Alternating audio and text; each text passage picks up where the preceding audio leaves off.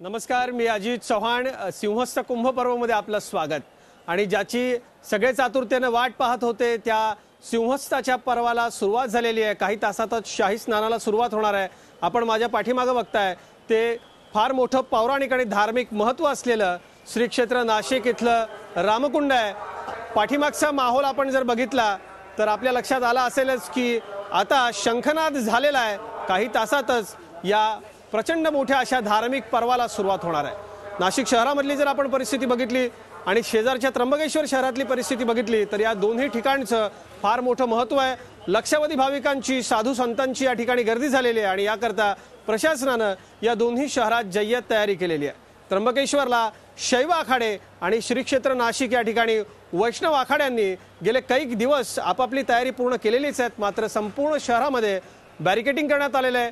Police छावणीचं स्वरूप या दोन्ही शहरांना आलेलं आहे आणि एकूणच इथली परिस्थिती अत्यंत चांगल्या पद्धतीने प्रशासनाने हाताळलेली आहे. सुरुवातीला आपण पाहणार आहोत या संपूर्ण सिंहस्थ कुंभ पर्वासाठी कशी तयारी करण्यात आली आहे.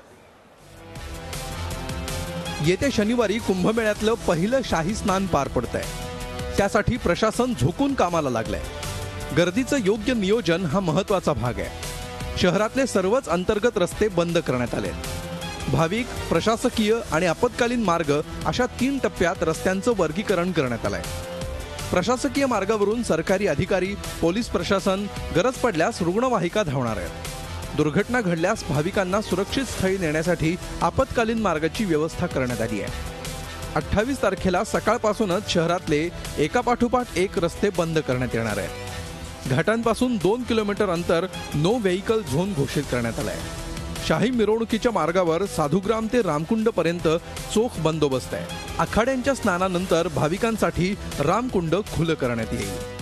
तपोवन क्रॉसिंग पासून रामकुंडापर्यंत ऑरेंज कलरच्या दिशादर्शक नकाशाने शाही मिरवणूक येऊन परत वेगळ्या मार्गाने त्याच दिशादर्शक नकाशाच्या याने तपोवन क्रॉसिंगमध्ये येऊन संपणार आहे.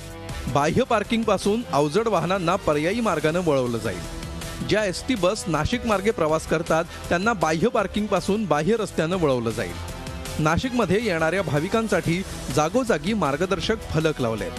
ते पाहण्याचं आवाहन पोलिसांनी केलंय. शहरामध्ये येणारी हेवी व्हेकलची जी वाहतूक आहे ती वाहतूक आपण डायव्हर्ट करणार आहोत आणि तिथून कुठलंही वाहन जे आहे ते आतमध्ये येऊ देणार नाही.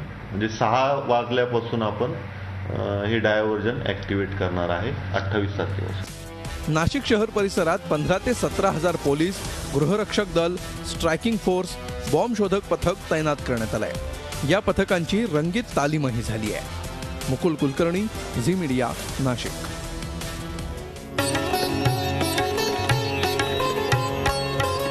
महाकुंभमेळ्याचं महाकव्हरेज पहा फक्त झी24 तासवर. शैव आणि वैष्णव साधूंचे आखाडे नाशिक त्र्यंबकेश्वरात आलेले आहेत प्रेक्षक हो. तसाच एक आखाडा झी मीडियाचा देखील इथं झालेला आहे. म्हणजे मी म्हणतोय ते असं की इथे आमच्या अनेक टीम्स आलेल्या आहेत. इथे आमची सगळी यंत्रणा आहे, आमच्या ओबी व्हॅन्स आहेत आणि थेट आता आपण माझ्या पाठीमागे बघताय त्या पौराणिक रामकुंडावरून आणि त्र्यंबकेश्वरच्या पौराणिक महत्त्व असलेल्या कुशावर्तावरून जिथं कुंभाचं मूळ स्थान आहे त्या ठिकाणाहून थेट ही सगळी बातमीपत्र आम्ही आपल्याला हा कुंभ संपेपर्यंत दाखवणार आहोत. आत्ता आज मोठा उत्साह नाशिक आणि त्र्यंबकेश्वरमध्ये, कारण आज पहिलं शाही स्नान काही तासामध्ये सुरू होणार आहे. माझ्याबरोबर माझे सहकारी मुकुल कुलकर्णी आहेत नाशिकहून आणि माझे सहकारी योगेश खरे आहेत त्र्यंबकेश्वरहून. आपण आधी सुरुवातीला जाऊयात थेट त्र्यंबकेश्वरला. योगेश, आत्ता रामकुंडावरून आपण हे बातमीपत्र सादर करतोय. सबंध जगभरातला मराठी प्रेक्षक नव्हे तर झी मीडियाचा तमाम जगभरातला प्रेक्षक या कुंभाचं थेट कुंभ स्नानावरून या ठिकाणी दर्शन घेऊ शकतोय. त्र्यंबकेश्वरला जिथे कुशावर्त कुंडावरती मूळ कुंभमेळ्याचं स्थान आहे, काय नेमकी तयारी करण्यात आलेली प्रशासनाकडून? विशेषतः शैव आखाडे, नागा साधूंचे हे महत्त्वाचे या ठिकाणी असतात आणि अगदी देशपरदेशातले लोक, नागरिक आणि मीडिया या ठिकाणी हे सगळं बघण्याकरता आणि हा धार्मिक उत्सव साजरा करण्याकरता येतो. काय नेमकी त्र्यंबकेश्वरात परिस्थिती आहे योगेश? त्र्यंबकेश्वर पूर्णपणे या ठिकाणी निसर्गाच्या हिरवळीनं या ठिकाणी सजलेलं आहे. सुंदर हा सगळा परिसर आहे. ब्रह्मगिरीच्या कुशीत असलेलं हे त्र्यंबकेश्वर खरं म्हणजे शैवांचं स्थान मानलं जातं आणि त्यामुळे शैव साधूंची आजची रात्र वैऱ्याची रात्र आहे असं म्हणायला हरकत नाही. आज पूर्ण रात्र ते जागरण करणार आहेत आणि आपलं सजणार आहेत. या ठिकाणी जे साधू आहेत हे संपूर्ण नागा साधू आहेत. यामध्ये जी काही रॅली रात्री निघत असतात या सगळ्या नागा साधू असतात आणि त्या या कुशावर्तावर येत असतात आणि कुशावर्तावर स्नान करायला सुरुवात होते. सकाळी पहाटे 4 वाजेपासून या कुशावर्तावर या ठिकाणी स्नान सुरू होणार आहे आणि 4 वाजेपासून ते 10 वाजेपर्यंत एकूण 10 आखाडे या ठिकाणी स्नान करणार आहेत. त्यासाठीची तयारी आपण बघू शकतोय की या ठिकाणी आता भाविकांना या ठिकाणी सगळ्यांना स्नान करण्यासाठीची परवानगी देण्यात आलेली आहे. पण रात्री 12 वाजेनंतर हे संपूर्ण कुशावर्त निर्मनुष्य करण्यात येईल आणि फक्त साधू महंत सकाळी पहाटे या ठिकाणी स्नान करतील. आत्ताच गंगा गोदावरीची आरती या ठिकाणी झालेली आहे कुशावर्तावर आणि त्याचा आपण म्हणूया की खऱ्या अर्थानं शाही पर्वणीचं जे काही आरती आहे ती या ठिकाणी झालेली आहे आणि एकूणच सर्व महंत सर्व पुरोहित त्र्यंबकेश्वरातले पुरोहित यावेळेस या ठिकाणी उपस्थित होते. सर्व साधू महंत आपली आपली तयारी आपापल्या आखाड्यांमध्ये करतायत. सर्वाधिक साधू महंत जे सर्वाधिक जास्त आखाडे जे आहेत ते त्र्यंबकेश्वरमध्ये आहेत. त्र्यंबकेश्वरमध्ये एकूण 10 आखाडे असल्यामुळं या ठिकाणी साधूंची संख्याही तितकीच मोठी आहे आणि वैविध्यही तितकंच मोठं आहे. हे सर्व साधू संपूर्ण विभूती लावून आपल्या अंगाला या ठिकाणी आपलं प्रदर्शन करत असतात आणि रात्रीच्या वेळेस मध्यरात्रीच्या वेळेस हे सर्वजण या त्र्यंबकेश्वरामध्ये येतात. त्यामुळे त्र्यंबकेश्वर नगरी ही बंबम भोले खऱ्या अर्थानं आपल्याला पाहायला मिळते आणि याची तयारी या ठिकाणी पूर्णपणे झाली असं म्हणायला हरकत नाही. खरंय योगेश, अगदी खरंय. आणि या दोन्ही शहरांमधले थेट या कुंभमेळ्याचं सिंहस्थाचं दर्शन झी 24 तास आपल्या प्रेक्षकांना थेट कुंभस्थानावरून घडवत आहे. त्र्यंबकेश्वर नगरीचं स्थान महात्म्य मोठं आहे. आज हे सगळे तंत्रविद्येवरती विश्वास ठेवणारे हे सगळे नागा साधू, हे सगळे भगवान शिवाच्या रुद्र रूपाला मानणारे नागा साधू शाही स्नानाच्या अगोदर आपल्या काही तांत्रिक साधनांमध्ये व्यस्त असतात. आजची रात्र खरोखर त्यांच्याकरता खूप महत्त्वाची असते. आपण नाशिकमध्ये नेमकी काय तयारी आहे, कशा पद्धतीनं ही वैष्णव नगरी या कुंभपर्वासाठी सजलेली आहे. सिंहस्थाचं स्नान काही तासात होणार आहे. आपण मुकुल कुलकर्णी माझे सहकारी यांच्याकडे जाणार आहोत, पण घेतो एक छोटासा ब्रेक. सिंहस्थ कुंभपर्वामध्ये लगेचच परतूया.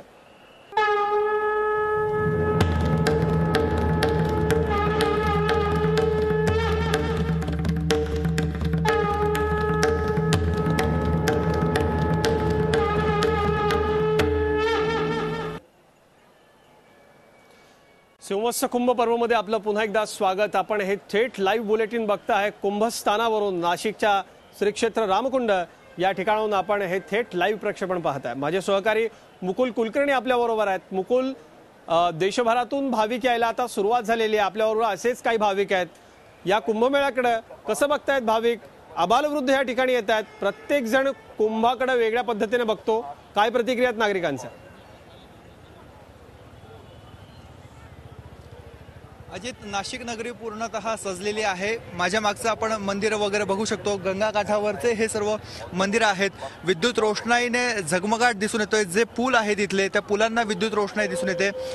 हा कुंभमेळा केवळ धार्मिक उत्सव नाहीये, संत महात्म्यांचा उत्सव नाही, तर तो एक लोकोत्सव आहे. आपल्याबरोबर असेच नाशिककर आहेत. त्यांच्या प्रतिक्रिया खूप बोलक्या आहेत. त्यांना शाही स्नानादरम्यान कुंभमेळ्यामध्ये जी नागरिकांची भाविकांची सेवा करायची त्याची संधी मिळते असे त्यांचे मत आहे. काय सांगाल सर? तुम्ही डॉक्टर पण आहात आणि संपूर्ण वातावरणाचा आनंद पण घेतात. आरोग्यशाला रुग्णालयातर्फे आम्ही सर्व भाविकांचे सेवा द्यायला इकडे आम्ही उपस्थित आहोत आणि 24 तास आणि शाही स्नान संपेपर्यंत आम्ही इथे 24 तास आम्ही उपस्थित आहोत. आणि या कुंभमेळ्यामध्ये आम्ही आनंदाने उत्साहाने भक्तमय वातावरणामध्ये सादर करतोय. सर्व नाशिककर आणि उत्साहाने सगळ्या भाविकांना स्वागत करतात. हे आयुर्वेद महाविद्यालयाचे सर्व प्राचार्य अधीक्षक आहेत. सर, काय सांगाल? उद्याची खास व्यवस्था करण्यात आलेली आहे. तुमचं कार्य उद्याला महत्त्वाचं राहणार आहे. हो, नवीन शाही मार्गावर आमचं आयुर्वेद सेवा संघ संचलित आरोग्यशाला रुग्णालय हे एकमेव हॉस्पिटल आहे. त्यामुळे आमच्या हॉस्पिटलवर मोठी जबाबदारी आहे. आमचे 150 बेड आम्ही त्याच्यासाठी अलॉट केलेले आहेत आणि आमचे साधारणतः 150 ते 250 कर्मचारी, डॉक्टर्स, स्पेशालिस्ट सगळे तिथे काम करतायत आणि आम्ही त्यासाठी सुसज्ज आहोत. आवडेल इतर घाटावर जाणार की जिथे साधू महंत स्नान करणार आहेत त्याच राम घाटावर तुम्ही नंतर स्नान करणार? आम्ही उपलब्ध तिथे स्नान करणार, पण नंतर शेवटपर्यंत जाण्याचा तिथे आम्ही प्रयत्न करणार आहोत. आणि हा कुंभमेळा जरी कोणाची धार्मिक श्रद्धा नसलीही तरी हा मागच्या वेळेपेक्षा हा मोठा एक्साइटिंग आणि रोमॅन्टिक असं वाटायला लागलेला आहे. काय सांगाल मॅडम? तुम्ही केव्हाच्या इथले सौंदर्य निहाळत आहात, काय भावना आहेत तुमच्या? आम्ही यावेळेला आमचं एक हे सद्भाग्य मानतो की शाही मार्गावर आमचं महाविद्यालय आणि हॉस्पिटल असल्यामुळे आम्हाला शाही मिरवणूक बघायला मिळणार आहे आणि हा असा सिंहस्थ कुंभमेळा 2015 हा आमच्यासाठी अविस्मरणीय राहणार आहे आणि ही रोषणाई आम्ही बघून अगदी आमचे डोळे दिपून गेलेले आहेत. काय सांगाल, 12 वर्षांनी असा योग येतो, काय मत?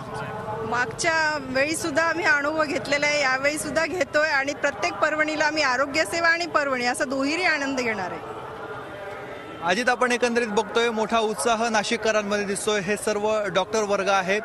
उद्याला त्यांची महत्त्वाची जबाबदारी आहे. खरं तर आजपासूनच त्यांचं कामाला सुरुवात झालेली आहे. आरोग्य सेवेबरोबरच लोकांची सेवा करण्याबरोबरच कुंभमेळ्याचा, या लोकोत्सवाचा, या धार्मिक उत्सवाचा ते मोठ्या जल्लोषामध्ये स्वागतही करतायत आणि आनंदही घेताना दिसून येत आहेत. खरे मुकुल, या सगळ्या आनंदाचा वेध आपण घेणार आहोत.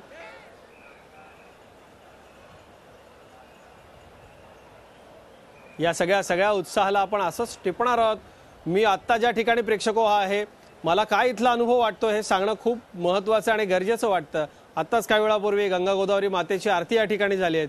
वेगवेगळ्या मंदिरातून उठणाऱ्या आरतीचे ध्वनी माझ्या कानापर्यंत येत आहेत. मंद वाऱ्याची झुळूक वाहते आणि मोठी गर्दी आहे.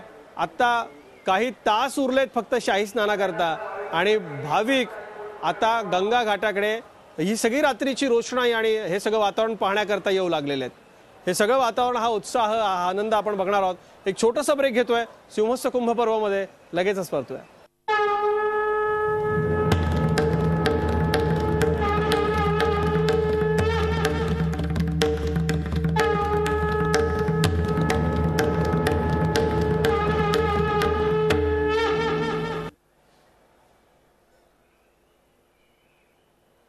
सिंहस्थ कुंभ पर्वमध्ये आपलं पुन्हा एकदा स्वागत. थेट लाईव्ह कुंभस्थानावरून आपण हे बुलेटिन बघतोय. थेट जाणार आहोत आपण त्र्यंबकेश्वरला. माझे सहकारी योगेश खरे तिथे आहेत. योगेश, खरं तर शैवनगरी त्र्यंबकेश्वर हिला फार मोठं धार्मिक पौराणिक महत्त्व हिंदू धर्मामध्ये आहे. 12 वर्षांनी कुशावरती हे जे कुंभस्नान होतं, या कुंभस्नानाला मोठं महत्त्व आहे. याकरता लोक येतातच, पण पावसाळ्यात ही शैवनगरी अक्षरशः स्वर्ग असते. पर्यटन आणि कुंभस्नान या दोन्ही पर्वणी साधता येत आहेत भाविकांना. काय नेमकं भाविकांच्या प्रतिक्रिया मिळत आहेत?